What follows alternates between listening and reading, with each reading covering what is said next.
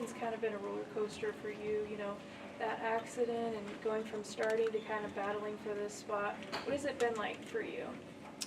I think it's been, like you kind of described it, as a very up and down emotionally season. So I feel like being able to get my chance back in the starting lineup like 2 weeks ago was really good for me, just to get back in there. And I didn't really have many expectations. I just wanted to go out in there and play hard. So it's been really good, and everyone's been really supportive of me, especially when it was something that happened outside of volleyball. So it was kind of really out of my control, which made it, I feel like, all the more frustrating. But everyone, support, staff, teammates, everyone was really supportive of me. It's gone right with your play. You've been on fire the last 4 matches. Is it just getting back into the roll of things, or what have you kind of discovered the last 4 matches? I feel like having Jordan here has been helpful a lot, because she, has a lot of experience, I guess, obviously, more than any coach we have here. And, she's an outside hitter, so she brings all that more experience. And then also just the idea of playing with without any sort of fear or timidness, I guess. My mindset going into things is if things were to go poorly, it's because it's going to be things that are out of my control. But if it's something that I can control, that's what I'm going to do. So that's just going for it on every play, always swinging hard, never taking plays off, stuff like that. What's Jordan done for you or been able to help you with? I think she just brings a lot of insight and calming presence to the outside position. Like I mentioned, I think maybe last week or 2 weeks ago, how she's able to really focus on us outside specifically and lets coach kind of loosen up and look at the big picture. So I think that has happened a lot over the last 2 weeks, which is really, really good. And she's been playing pro volleyball for the last 15 years, so that's also a really big presence. She's doing exactly what we're doing every day. She's had experience doing that, so that's a lot of the big part of it. What's next for you?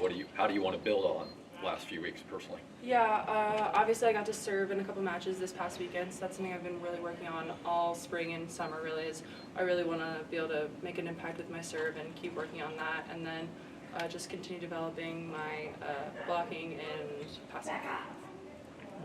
Coach talked about some of the slow starts, and he said the players know what they need to do. So has that been a conversation in the locker room, and what do you make of trying to flip that switch, especially as you guys come back home? Yeah, I feel like having the team that we have, a couple away weekends, back-to-back Big Ten road games, it can be very challenging, and a lot of our girls have never done that before. So I feel like getting into the swing of things and understanding how that works, but also being confident and having enough belief in ourselves that we can just settle in and let it come back to us. So I feel like coming back home this weekend will do really good for us, and also just understanding that we can come back in certain situations, and maybe having experience doing that in certain sets will instill belief in us in the future that we can do it, because we've done it before. Anything you took away from the road trip in terms of team bonding, rooming situations, just using it as a positive? Because a lot of what we've heard is that it felt long. Yeah, it felt really long. I think it's the idea of once you finish the first game, you're used to being able to come home, and you have to go to another hotel in another place and play another match all over again. But it's been really good. I mean, for me specifically, it's been stuff we've done for the last couple of years, so it's just really fun. And I enjoy the places that we got to play the last few weekends. They were really good environments. And Indiana, Purdue are really tough places to play. They really pack their gym, and they have good crowds, so that too. They get good crowds out there. Place is always a little extra juice for the Penn State match. What's the excitement level going in this weekend for that? I think we're really excited, especially because I think we feel well prepared, because they obviously have a few transfers from inside the Big Ten that we've played against on other teams. So I think that's going to be really interesting to see them all play together and against them when we have experience playing against them on other teams. But now, as Penn State coming in here, it'll be really cool, especially because they've been having a lot of success.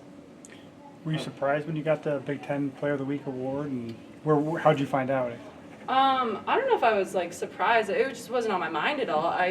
Where I found out actually was I was checking out at the Trader Joe's, and I get a text from one of my old co-coaches saying congrats, and I was like, what? I had no idea. And she was like, oh, I didn't realize you didn't know. And then it said it was 8 minutes ago, but yeah, I had no idea. And that's I got a little emotional, because that was something that's been a big goal of mine for the last couple of years, obviously playing, and that was really special to get that recognition. So it was really cool.